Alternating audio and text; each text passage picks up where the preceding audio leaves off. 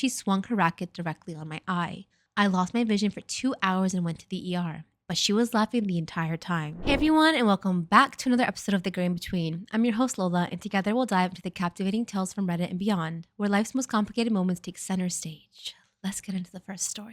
Am I the asshole for choosing my family over my wife? Yes. Unless your wife is like batshit crazy, then no. But typically, your wife, in most circumstances, should come first because you chose to create a future with her, and that should be your main focus moving on. Your family will always be there, but that your relationship is very delicate, and that should be your number one priority. My 33 male goals for the year were to buy a house and get married. I managed to achieve all of them successfully. It's important for me to have my parents live with me because it's a part of my tradition. I've asked several girls about this, but they all refused when it came to living with my parents. My parents, 62 male, 58 female, are very nice and sweet, always encouraging me to do whatever makes me happy. I've been living in the US for the past decade, and I finally met a girl, 28 female, who was cute and sweet. On our first date, I asked if she'd be okay with living with my parents, and she said, I don't see why not, if they're nice people. I wanted to get married before the year ended to save on taxes, but she wasn't ready and she needed more time. Okay, homie's literally looking at this extremely transactional. We ended up getting married anyway, and this was before she met my parents properly. My wife is half Indian, and her country of origin allowed my green card to be processed in months instead of taking 10 plus years, which would have been the case based on my country. However, this wasn't the reason I chose to marry her. Sure, buddy. Okay, it's convenient.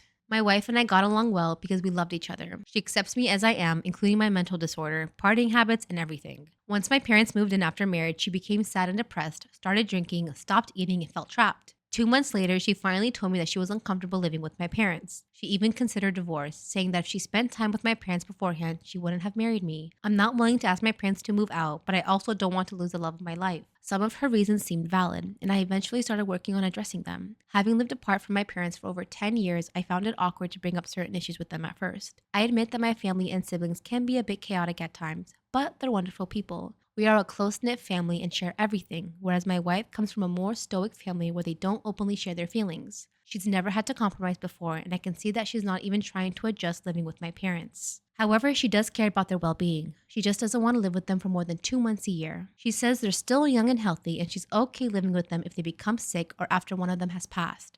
For now, she wants to enjoy our newly married life alone for 2 to 4 years. So far, I've told her that's not an option, but she's getting worse mentally and physically, and the stress is causing her health issues as confirmed by doctors. I allow her to go. Did you just say I allow her? I allow her? I allow her to go to her cousin's house or even her home country for months at a time when my parents visit for her mental health. I'm compromising living without her. Lately, she's even started ignoring my parents as a way to show them that she's unhappy with the situation. My family is emotionally dependent on me. It's not easy. Okay, emotionally, but not financially. She wants to talk openly and resolve this, even if it means ending our marriage or finding a solution. I don't want to do either because I don't want to trust my parents who have underlying health issues that could worsen. My parents dreamed of living with me once I got married, and they were so happy to be here. My dad gets depressed because he has nothing to do besides watching TV or using his phone. They also want a baby ASAP because they're bored, but my wife and I aren't ready for at least another 3 to 4 years. They've tried to convince her multiple times, which has only made her angry. She sees them as strangers living with her indefinitely. I want to have kids when my parents are still well so that they can create memories with my kids. I don't think we will ever divorce, but she is hesitating to have a kid given our living situation. Most of our friends are envious of our relationship, and our quick marriage has inspired 2 of our friends to get married. She's nice, funny, and well liked by my friends. I know she truly loved me, but as time goes on, the stress is taking a toll on her. If I let her go, my parents will feel responsible and be devastated until I get married again. Even if I do remarry, I can't be sure the situation won't happen again. I feel truly guilty as I'm ruining her life. I'm willing to let her go for her peace if she chooses to. Everything would be fine if she could just accept my parents as her own, as they don't ask her for anything and are self-sufficient. They are trying hard to win her approval, but she just ignores it. All she wants is me. However, 1 to 2 months a year with my parents isn't enough for me or them. I want them to be with me forever. Once I get my citizenship, I also want to bring my siblings over. Maybe I should have married an Indian girl from India, but I've become too westernized in the past 10 years, and I don't think a traditional girl would accept me. I really want this to work. At the moment, nobody involved seems as happy. I'm giving it time. It does seem like everybody has started to ignore the issue and move on. After years, I'm feeling her resentment growing towards me and her love is fading, but I'm constantly trying to cheer her up. Okay, wow. Yeah, you're the asshole. I'm sorry. This was really bad. You want your wife to have a child because your parents are bored? That is not how this works. Holy moly, your priorities are not aligned. I don't think you really understand what it means to be married, right? Someone born and raised in America, right? I do not have a problem with my in-laws living with me, vice versa, if there is a need for it, right? If you're saying your parents are fully capable, self-sufficient adults, there's no need for them to be living with you guys, especially as a newlywed. As a newlywed, I would say, hey, please at least give us 1 or 2 years together. God forbid something happens. One of them is very sick, detrimentally ill, someone passes away and they need us. I got you. Don't worry about that. But I want them with me is not a sufficient enough reason for them to be living with us right off the bat. And like, you can't say living with my parents is tradition. Bro, you've been without them for 10 years. Now that you got your green card and you can bring them now, you want them to live with you. You got to have an agreement with your siblings where you can do 8 months with them, 2 months with you, 2 months with someone else, whatever it is. You have to save your marriage. Oh my God. It's like you're saying everything would be fine if she just ignored her feelings and held and let me do what I want. You're not sympathetic at all towards your wife. Also, I knew this was someone of the descent of the Asian community because of the first slide. It's very typical. Ugh. Like, and then he says she wasn't ready and needed time, but we got married anyway. This is just really, I think for her sake, she needs to leave. Where is she? We got to find out who she is. Oh my God. Your family is not emotionally dependent on you as you've gone through 10 years without them. You've done all what you want to do. You partied it up. You did whatever you want. And now that it's time to settle down, now you want to be the good traditional son.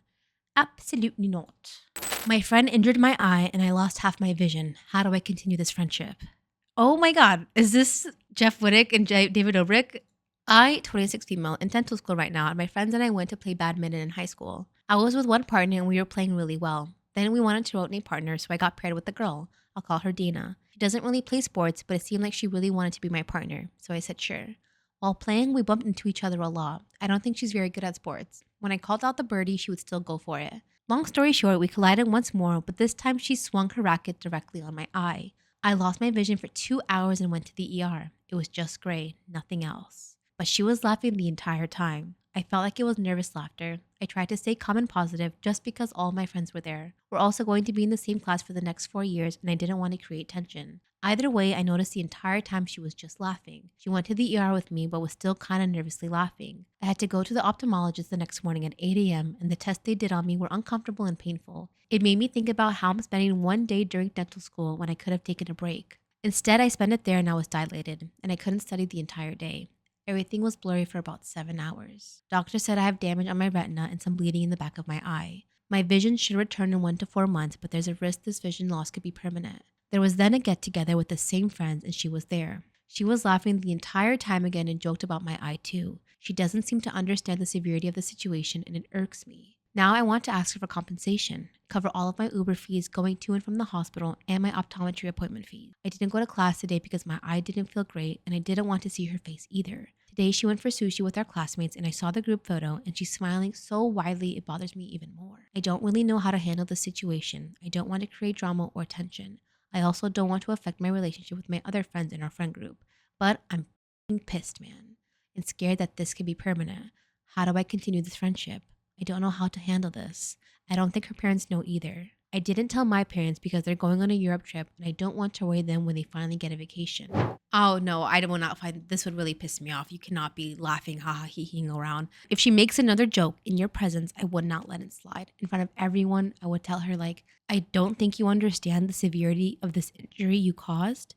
You blinded me and there's a chance it could be permanent. Maybe throw in how much it can cost. Maybe throw in how much it has cost. And given like the lack of resentment this girl feels, I don't really think there's a way to salvage the relationship. I think that's the least of your worries. If I had caused that to someone, I would be the one taking them. I would be doing everything, making sure they're okay. I would feel so guilty. I know it's an accident, of course, but I don't think you've communicated how severe of a situation this is to her. I think you should have a sit-down conversation and talk about and say, hey, I could lose my vision and I need you to like help me pay for all the stuff that's happening right now. And then if she truly wants to continue the friendship, she'd be open arms and like, yeah, I'm so sorry. I really didn't mean to. That wasn't my intention. It was a nervous laugh. Like, you haven't reached out to me after the fact, but she should also be reaching out to you. If she doesn't respect that, if she doesn't react supportively, that wasn't a friend anyway. And so there's no need to fret about to continue the friendship. And learning it now is better than later. Would I be the asshole for divorcing my husband and leaving him with the kid after finding out I'm not biologically the mom? Wait, what? What? I can't believe my life has come to this. All I ever do is go out of my way to help others, but on the few occasions I need help, nobody ever comes through for me. I, 36 female, have been married with my husband, 35 male, for a total of almost 10 years, married for 7. We had what I thought was my child by surrogate over 2 years ago because after 4 years of trying to conceive with no success, despite medical interventions, it turns out I am unable to carry a child to term. I always had wanted to be a mom. Devastated is an understatement regarding how I felt when I found out I have a medical condition that would make it nearly impossible to carry a baby to term. It was even more devastating when I had to get a major surgery to remove uterine growth with the hope to increase fertility, and complications during surgery warranted a partial hysterectomy involving removal of my uterus. I still had my ovaries, so we started looking in the cost of a surrogate. It is really expensive. My close friend since college, who would already have 2 kids of her own, offered to serve as a surrogate for us to cut down on costs. After 2 disappointing IVF sessions that did not result in pregnancy, she became pregnant on the 3rd try and carried a boy to term for us. I was so happy and busy after the birth between being a mom and returning to work after a 4-week parental leave, so I didn't notice any warning signs. I should have noticed the red flags and warning signs early on, but did not because I was so exhausted from working so much at my stressful job and 2 part-time jobs to cover most of the bills and anticipated medical and legal costs associated with this friend becoming our surrogate.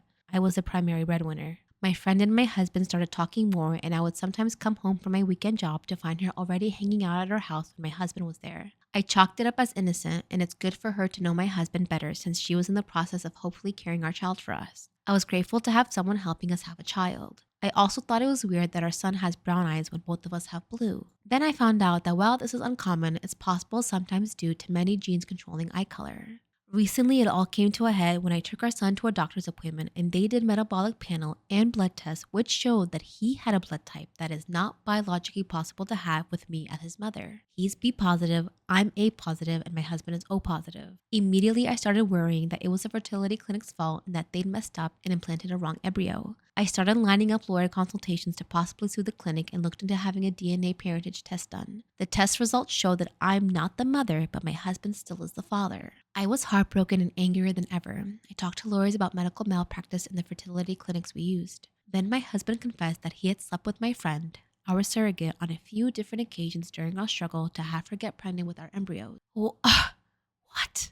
This means what I thought was our son conceived by IVF and carried with the surrogate isn't my son at all and was in fact conceived the old-fashioned way, which I can't ever do. Living and absolutely broken at the same time doesn't even begin to describe how I feel. I have been breaking down into crying spells over and over again about this.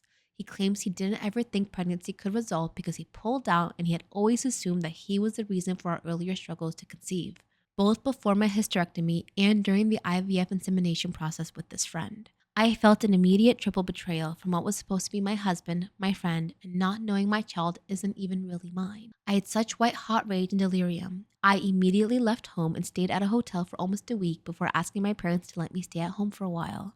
I admit I left our son with him. I am now filing for divorce because he cheated and betrayed me in the worst way possible. I also have cut off my friendship with this friend, the surrogate, and feel afraid to trust anyone else ever again. I have seen a divorce lawyer to see about giving up my legal rights to this kid so I don't have to face such betrayal or owe child support.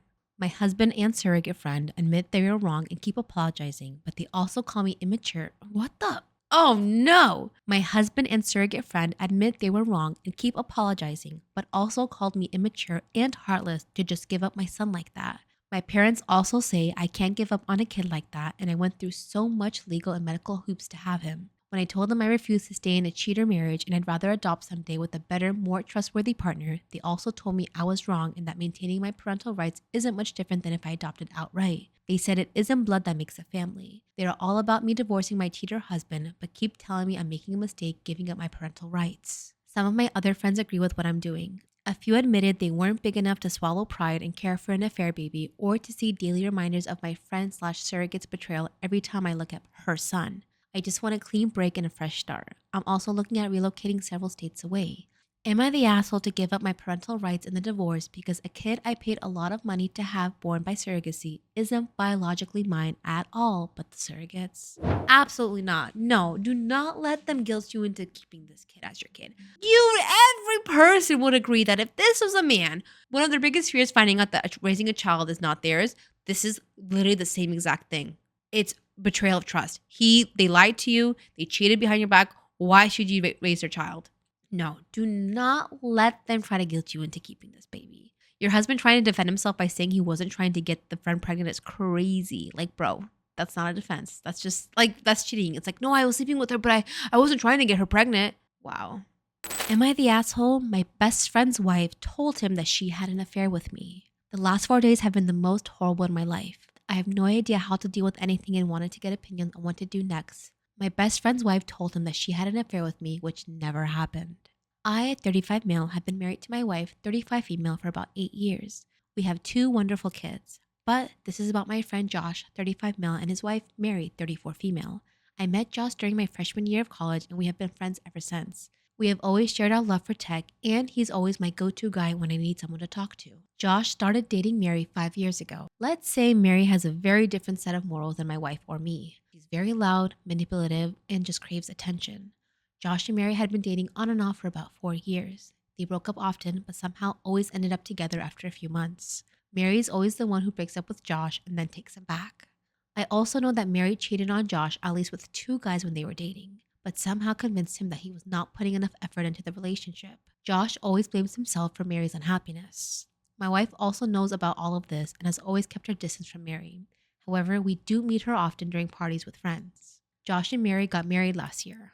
Last month, Josh found out that Mary was cheating on him again and had an affair with one of her coworkers. Josh was completely broken and stayed at our place for a week before going back and confronting Mary and kicking her out of the house. Josh bought the house before marriage and hence had to get the cops involved to kick her out. From what we know, Mary moved back to her parents' house. I've been helping Josh through the process and he filed for divorce last week. Last Saturday, Mary came to Josh's house to collect her stuff along with her dad. I had advised Josh to get out of the house when they came, but he wanted to make sure she did not take anything that did not belong to her. During her visit, Josh got into a fight with Mary, and Mary told Josh that she had an affair with me while they were married and we used to do it in their bedroom. This is a 100% false.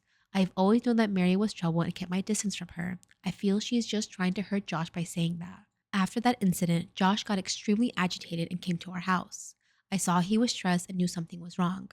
As I opened the door, he started cursing at me and accusing me of sleeping with Mary. Luckily, the kids were not home, but my wife and I were there and we were both shocked by what he was saying. He tried to punch me, but luckily he hit my shoulder and I was able to wrestle him to the ground and calm him down. I kept on telling him what Mary told him was completely false and that I had never spent a single minute with her alone in my life. My wife threatened to call the cops and he left. After he left, my wife was completely inconsolable. It took me hours to calm her down and convince her that Mary was manipulating Josh. I work from home and rarely leave the house without my wife or kids. I think she believes me, but she has been different for the last 4 days. Josh told a lot of my close friends that I was having an affair with Mary.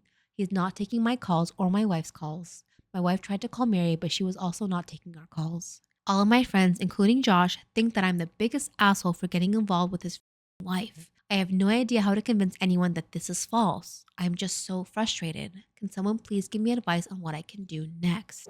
Oh my goodness. You know what's crazy? Like listening to this, like I kept thinking like, why is he going back to this woman? Like she does not like him. And then I realized like, okay, like guys go through this too. Like we see a lot more common girls in like very emotionally manipulative, abusive relationships. And it's very seldom that you see it in guys, but it does happen. It's really sad. Like you should know your worth. You're better than that. And I hate the fact that instead of going to the house and having a conversation, like one, he shouldn't have believed it right off the bat. And 2, if that was me, I would have gone and say, hey, I need to talk to you and say, you know, she came to pick up her stuff and she said this. I don't want to believe, but can you please tell me if there's any substance to this? Instead of going on and swinging and like being in an emotional fit of rage, like the guy sounds like he has a lot of internal problems too. And now it's causing a rift in your marriage, which sucks. I would consult a lawyer, ask if there's like a case that you can sue Mary for defamation. And I'm being like dead ass serious. and she's telling lies you should be able to prove are false, and she's doing like measurable damage to your life and your reputation. If a lawyer thinks you have a case, you should file ASAP. Hard because like that stuff is completely he said, she said, and girls are really good at like manipulating and creating these false ass scenarios. And it sucks to be convicted of something that you did not do. There was an update. They've contacted a lawyer and told Mary they'd sue her if she won't confess to lying, which she did. Yeah, once you get lawyers involved and you get some sort of certification sent to them, they will shake in their boots and they will confess. All right, you guys, it's time for the last story of today's episode, which is the viewer's corner. If you guys have made it this far, thank you so much. Make sure you like, subscribe, and leave a comment on the video. Which one was your favorite? Let me know. And let's get into it. Would I be the asshole if I went forward with naming my possible baby boy after my brother-in-law when his long-term girlfriend told me no? No, I wouldn't care what the girlfriend said. Sorry, just letting you know now. I, 30 female, am just short of 36 weeks pregnant with my first baby. My husband, 30 male, and I are not finding out the gender until delivery. Thus, we must have a name prepared for both genders. It is important to me that no matter the gender, some part of the name honors family. Unfortunately, I come from a very broken immediate family. My parents had a nasty divorce, my sister went no contact from my mom, etc. Nonetheless, I was named after my late maternal grandma, so the girl name will honor her. The boy name is a different story. Some context. The implosion of my immediate family happened when my husband and I were first dating in our early 20s. I obviously relied heavily on his family for support. Once we got married, together for 8 years, married for 3, I officially regained an intact family. My husband has no interest in naming our potential boy after himself. His younger brother, 28 male, had previously played a very present role in our lives. He even lived with us briefly. Very intelligent, kind man. His name is a popular US capital city. Let's say Memphis. We were close before he began dating Ashley, 25 female. Ashley and I get along very well, but Ashley doesn't like my mother-in-law or really anyone in his family. She doesn't really like that she has to spend time away from her very close-knit family to visit my husband's family on holidays, etc. Brother-in-law also moved to the other side of our state to live with her, closer to her family, so we see them less. They are very serious and will likely marry. It hurts me that Ashley doesn't appreciate both her family and her future in-laws. It seems to be all about her family. Back to my main point. I notified Ashley via text that if we have a boy, we are going to surprise brother-in-law by giving our baby the middle name of Memphis. I thought she would be excited and feel included in the surprise. Instead, she responded very negatively. She claims that she wanted to name their future son Memphis. They're not even engaged. I'm at the point of my pregnancy where I really don't give a shit. Pardon my language. I responded and told her I wasn't a question, it's happening. My husband's family is all I have. I don't want to drive brother-in-law and Ashley away as I'm very sensitive to losing family after my own experiences. But Ashley can use a boy name from her side of the family. She talks about them like they are gods anyway. Would I be the asshole if I go through with naming my potential boy after brother-in-law, or should I consider her perspective? I feel like the name is Austin. Maybe Houston. I think Austin is like the only... Could you imagine if there came someone's name was like Sacramento? I wouldn't have even consulted her. No offense. Like, I don't care if you're his girlfriend. You don't have any like solid tie to him yet. That's my choice. That's how I feel. Do you want a surprise brother-in-law? If you and your husband are okay with it, then I don't really think you have to consider. Even if that was his wife, I wouldn't do it. Like, that's not no one's business. You can name your kid whatever you want. And if you think that will make you guys happy and it's a good surprise, then do it. I don't know who she thinks she is to think she has a say. Like, there are cousins all over the world who have the same names. Why? They'll be fine. I think you were trying to be nice, but I wouldn't have messaged her at all. All right, you guys, that is it. Thank you so much for tuning in to today's episode of The Gray in Between. If you have a story you'd like to share or a dilemma you'd like my take on, don't hesitate to reach out. Remember, life isn't always black and white. There's beauty in the gray. Until next time, stay curious, stay compassionate, and keep exploring the in-betweens. Bye.